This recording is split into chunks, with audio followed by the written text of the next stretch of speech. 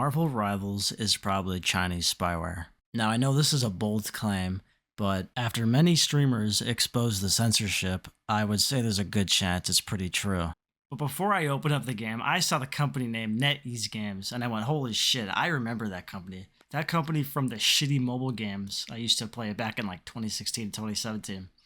And this company basically made this PUBG clone back when, like PUBG was popular and relevant. Basically had no competition. It was called something stupid like Knives Out. And the game was pretty sketchy. It had some strange allegations, which honestly I believe since it's a prominent Chinese gaming company. The Chinese government is well known for having its fingers in every industry that it operates in the nation. NetEase Games CEO is Ding Li, who has been the CEO since 2005. What's interesting about him is his net worth is $35 billion and is clearly involved with the top 1% in China. Half of his fortune comes from this gaming company, NetEase. The other profits come from agriculture, which I guess is a lot of hungry Marval Rivals players. In 2003, Ding became China's first internet and gaming billionaire. In fact, the guy is so rich that Elon Musk sold his Bel Air mansion in Los Angeles to this Ding Li guy in 2020 for $29 million.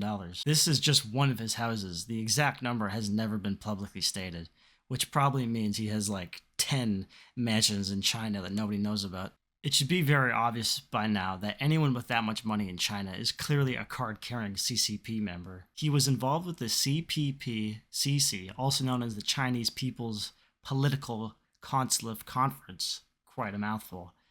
Recently, in 2023, he claims he is no longer a delegate to the group, which I mean, like, that's great, but he was still in there making shady decisions for the tyrannical government. And I'm sure this guy is still colluding with the CCP, as he's one of their top 1% elite. Now, after hearing this, you're probably wondering, what is this organization? It is a political advisory body in China and a central part of the Chinese Communist Party United Front system. Its members advise and put proposals for the political and social issues to the governmental bodies. They have about 325 committee members, and they all decide on important things like spying on your family, cracking down on anti-government communist behavior, and which fake island to build in the South Chinese Sea. They hold these meetings in the Great Hall of People's Building, the same place where that old guy, Hu Jintao, was removed from by 10 bodyguards as he tried talking to Xi. Look at how funny this video is. Can you imagine seeing this shit in Congress where a bunch of bodyguards just remove a political person by force as the current president just ignores the incident and stares at basically nothing? Like, come on, man, it's so crazy. Oh, by the way, this incident is still a mystery, as the CCP says he had to be removed for mental state of confusion, which could basically mean anything over there. Although in good news, he has been seen in 2022, so at least they didn't tankman him. Anyways, back to the CPP-CC. The whole group is basically just for show anyways, since everyone knows Xi Jinping is the guy who actually runs everything. But whatever, back to the company who made Marval Rivals. NetEase has grown from an early internet portal into a major player in online gaming, with a vast portfolio that spans mobile games, PC titles, and a collaboration with international companies like Blizzard Entertainment. So these guys are basically like the Blizzard of China. However, NetEase and other Chinese tech giants have faced criticism and scrutiny over concerns about privacy and data security. What a surprise, the Chinese company has faced privacy concerns. They have gotten these particularly in the light of the Chinese government's strict regulations and surveillance practices. The issue of spyware has become a significant point of contention, with allegations that some Chinese-made apps and games may be used to collect sensitive user data for government monitoring. Basically like all those memes you see about the social crediting system. Although these concerns are often debated, the links between big tech companies in China like NetEase and state surveillance practices have raised alarms globally, especially among players and consumers who worry about their privacy. Now, I know you listening to this don't really care because every big tech shit gets information from you, but what makes this worse than the Western companies getting your information is the mass censorship.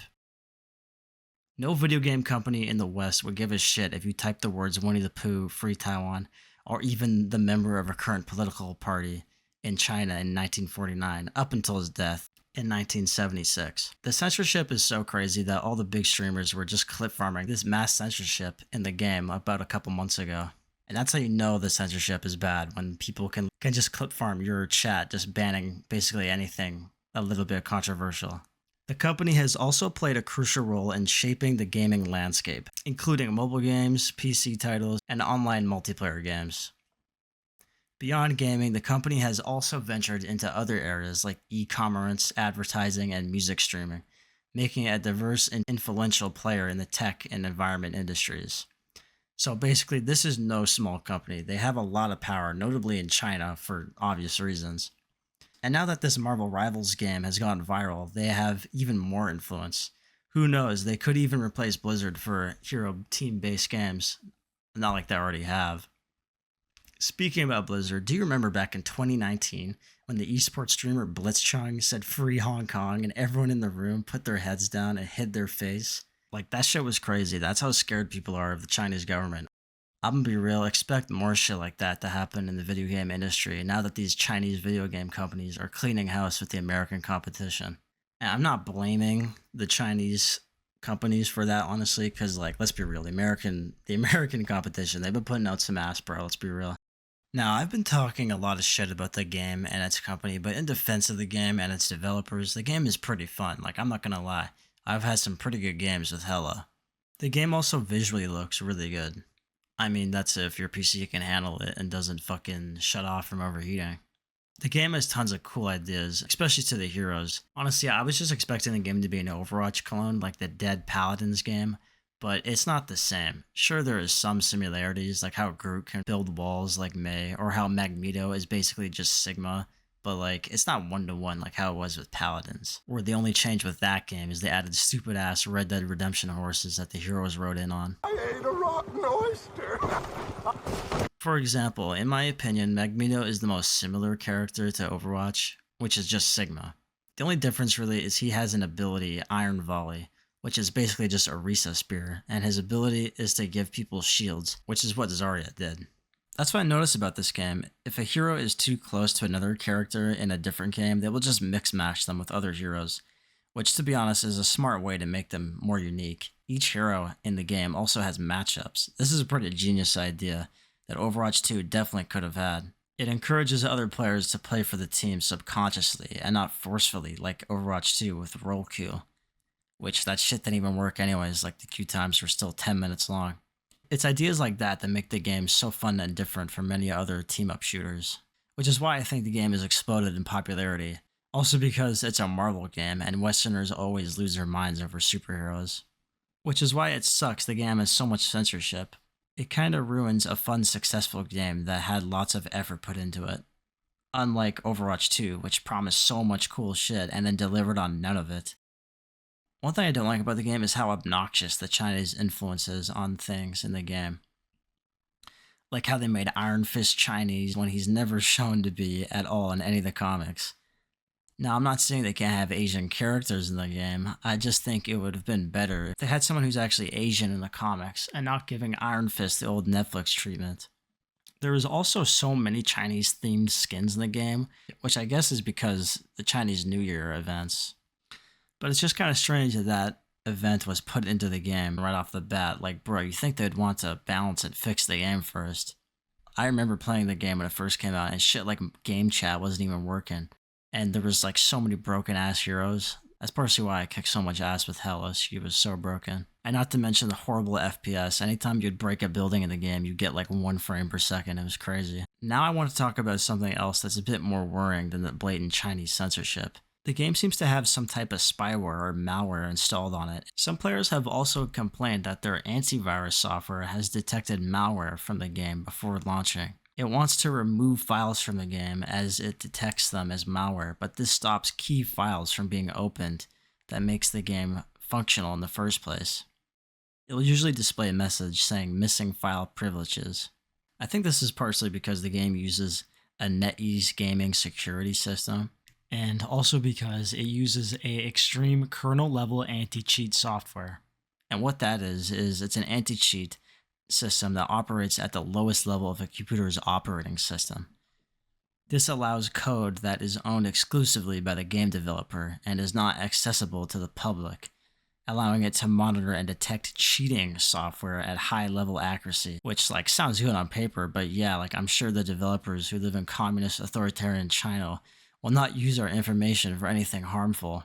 This can pose significant security risk and performance issues due to its deep access to your operating system. The potential problems from using these type of anti-cheat software is security vulnerabilities, performance degradation, system instability, general privacy concerns, and third-party dependency. The privacy concerns is mainly because the software can potentially monitor and access a wide range of system activity, and worse is relying on a third-party dependency. Anti-cheat software introduces a single point of failure where a problem with the anti-cheat can affect the entire system and gaming experience. Performance degradation. The constant monitoring and intervention of kernel-level anti-cheat can lead to so many performance issues, including lag, stuttering, and even crashes, which is probably why when you break structures in the game runs like shit. Because not only does it have to figure out how to render everything breaking, but the game also has to deal with all of the extreme anti-cheat shit that's getting in the way of just running the game normally. If you notice one thing, these Chinese companies always use these extreme anti-cheats, while Western games usually use easy anti-cheats. These are known as non-kernel level anti-cheats, such as VAC, which is what Valve uses in TF2 for anti-cheat, which it's kind of also useless, but I mean, hey, at least it's not like fucking spyware. It's true these anti-cheats are kind of shit at getting cheaters compared to the extreme ones, but at least you can trust them on your computer. This game is so Chinese that even just trying to capture audio from it on OBS was a pain in the ass to do. You have to run OBS as administrator, basically like it changes shit with your PC. Most games do not do this because it gives the game too much power. The only games I know that do this are Marval Rivals and this other game called Once Human. Once Human was also made by NetEase. So these coincidences are starting to become less likely. The reason the game asks for admin privileges is because of how their anti-cheat works. The game cannot function without having admin privileges. And this is all because they use kernel level anti-cheat. And I already explained that games don't really need it. It's such an extreme anti-cheat, it's kind of ridiculous. Now, the last thing I want to talk about is kind of more of a personal thing. It doesn't really have to do with the game itself, but it's kind of just like something that veils the entire thing with this trend of like these Chinese companies coming in and like everyone says they're the best and like everyone fucking loves the shit they do. It's just kind of annoying. I just find it interesting that like all of a sudden past like 2019, all these trendy things that are managed by the Chinese government started popping up. Like TikTok, Marvel Rivals, Red Note. It's just an interesting thing I've seen that's happening on the internet. And it makes me wonder if it's part of the CCP's plan to basically infiltrate the rest of the internet through all these things that the Westerners love to use. It's so weird because everyone knows China loves their mass surveillance system and how like fucked up it is over there. But everyone will still happily use the brand new thing that they've made. Even when it comes to petty things like shopping with fucking Alibaba Express, which everyone knows is like clearly a scam and like all their shit comes in broken or not the right size or it's fake, but like tons of people just use it anyways because it's cheap. It's so bad that there's even memes about it, like how everyone jokes about the social credit system, which ironically doesn't actually exist in China. It was an experimental test they tried on some of their citizens in major cities like Rongcheng and Zaichang. But on the total national level, like country worldwide, which most people think about like the George Orwell shit, that doesn't actually exist. But this doesn't mean they don't want to achieve it. They spent years trying to make their great firewall and achieve their own internet basically like protected from the rest of the world. So obviously they are capable of achieving this social credit system. It's just a matter of how long it will take. And as crazy as it sounds, Marvel Rivals is just another CCP tool that they use to hold power over the rest of the world. Which is why it has all this stupid, unnecessary censorship. It kind of worries me because like it makes me wonder what the rest of the world is going to be like to 10, 20 years as more of this Chinese run shit infests the rest of the internet.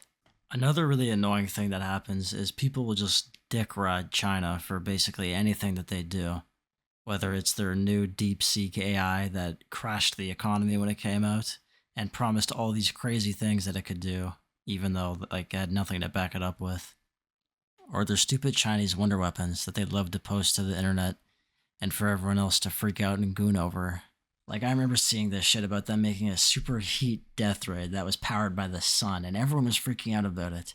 Or like they were nerding over it, like how fucking cool China was. But in reality, the shit doesn't even exist. It's the same with their navy, with its infinite amount of shitty Rust-made boats that are ready to invade Taiwan at any second, even though it's been like decades and nothing has happened. And recently, this one came up like last year in 2024, that they made this hypersonic stealth jet that can cross the world within hours. Literally something America did back in 1962 with the Blackbird spy plane. Like, bro, it's just such a joke. But people will just keep eating it up just to shit on America. Russia also used to do the same shit with their badass doomsday nuclear powered submarines or the sick ass fucking Armada tank, but everyone knows all that bullshit is just useless because the Ukraine war has happened and none of that shit has shown up. Oh, hell no! Oh, hell no! No! Oh, hell no! And here they are going back to World War II tactics with fucking trench warfare. It's just so annoying because I know the exact same thing will happen with China once they invade Taiwan. Everyone will hype up China just for their stuff to either suck or not even be used at all in the conflict simply because it doesn't even exist. So yeah, basically this Marvel Rivals game is as good as it is and as fun as it is, it's basically just another stepping stone for the CCP. I know that sounds crazy because come on, it's just a dumb video game, but wait until there's tons of games like Marvel Rivals that are insanely popular in the West and everyone loves them. But they also have this blatant CCP censorship that's like become the new normal since it's basically in all these other games everyone plays. And they'll all be funded by these shady development studios that conveniently most Westerners just ignore. But this attitude people have for these things is eventually going to bite us in the ass. For example, China recently hacked into the US Treasury back in 2024. A little Christmas present from Xi to the West. And the craziest thing is nobody really cared. Like sure it was trending on Twitter, but like most people didn't give a fuck. If something like that were to happen to the Cold War, that would have sent the entire country into panic. Or maybe even start a nuclear conflict. But nowadays, since Chinese stuff is everywhere, people just kind of accept that like, oh yeah, they're gonna, hack the American government, they're gonna hack the country I live in. And I don't know, people just don't really give a fuck. And the only way to really stop this is to just stop using China's tools. You don't have to use their new trendy news app or the new viral video game. You are the one that gives them the power over the West and your life. Now, if you like this video and want to see more, give me a like, maybe even a sub. Honestly, this is my first long format video I've ever made with like editing and all that bullshit. So if you really like it, show me the support and I'll probably do more stuff in the future like this.